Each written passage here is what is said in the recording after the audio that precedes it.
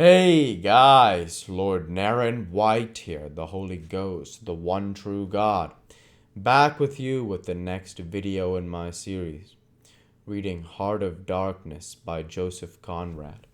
Without further ado, returning to Heart of Darkness as read by Lord Naren White. His remark did not seem at all surprising. It was just like Marlowe. It was accepted in silence. No one took the trouble to grunt even, and presently he said, very slow, "I was thinking of very old times, when the Romans first came here, 1900 years ago, the other day. Light came out of this river since, you say, nights. Yes, but it is like a running blaze on a plain, like a flash of lightning in the clouds.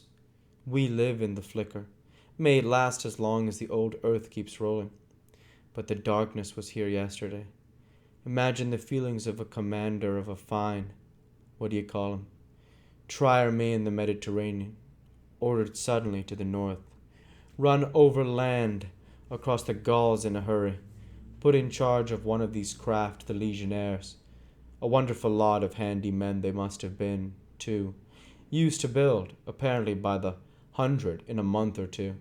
If we may believe that we read what we read, imagine him here, the very end of the world, a sea the color of lead, a sky the color of smoke, a kind of ship about as rigid as a concertina, and going up this river with stores or orders or whatever you like, or what you like. Sand banks, marshes, forests, savages, precious little to eat fit for a civilized man, nothing but Thames water to drink. No Falernian wine here, no going ashore. Here and there a military camp lost in a wilderness, like a needle in a bundle of hay. Cold, fog, tempest, disease, exile, and death. Death skulking in the air, in the water, in the bush. They must have been dying like flies here. Oh yes, he did it. Did it very well, too, no doubt. And without thinking much about it either, except afterwards to brag of what he had gone through in his time, perhaps. They were men enough to face the darkness, and perhaps he was cheered by keeping his eye on a chance of promotion to the fleet at Ravenna by and by. If he had good friends in Rome and survived the awful climate, or think of a decent young citizen in a toga, perhaps too much dice, coming out here in the train of some prefect or tax gatherer, or trader even, to mend his fortunes. Land in a swamp, march through the woods, and in some inland post feel the savagery, the utter savagery had closed round him, all that mysterious life of the wilderness that stirs in the forest, in the jungles, in the hearts of wild men. There's no initiation either into such mysteries. He has to live in the midst of the incomprehensible, which is also detestable, and it has a fascination to him that goes to work upon him.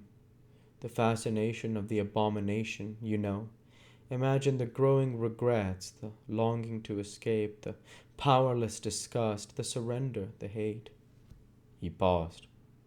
Mind, he began again, lifting one arm from the elbow, the palm of the hand outwards, so that, with his legs folded before him, he had the pose of a Buddha preaching in European clothes, and without a lotus flower. Mind, none of us would feel exactly like this. What saves us is efficiency, the devotion to efficiency. But these chaps were not much account, really. They were no colonists. Their administration was merely a squeeze, and nothing more. I suspect they were conquerors, and for that you want only brute force, nothing to boast of when you have it, since your strength is just an accident arising from the weakness of others. They grabbed what they could get for the sake of what was to be got.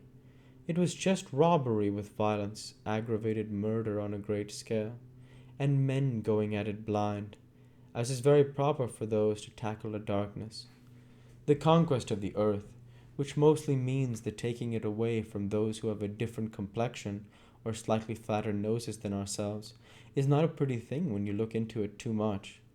What redeems it is the idea only, an idea at the back of it, a sentimental pretense, not a sentimental pretense, but an idea, and an unselfish belief in the idea, something you can set up and bow down before and offer a sacrifice to. He broke off. Flames glided in the river, small green flames, red flames, white flames, pursuing, overtaking, joining, crossing each other, then separating slowly or hastily. The traffic of the great city went on in the deepening night upon the sleepless river. We looked on, waiting patiently. There was nothing else to do till the end of the flood, but it was only after a long silence when he said, in a hesitating voice, "I suppose you fellows remember I did once turn freshwater sailor for a bit," that we knew we were fated, before the ebb began to run, to hear about one of Marlowe's inconclusive experiences.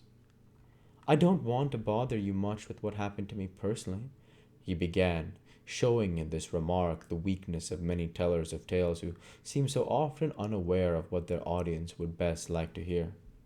"Yet to understand the effect of it on me, you ought to know how I got out there, when I saw how I went up that river to the place where I first met the poor chap.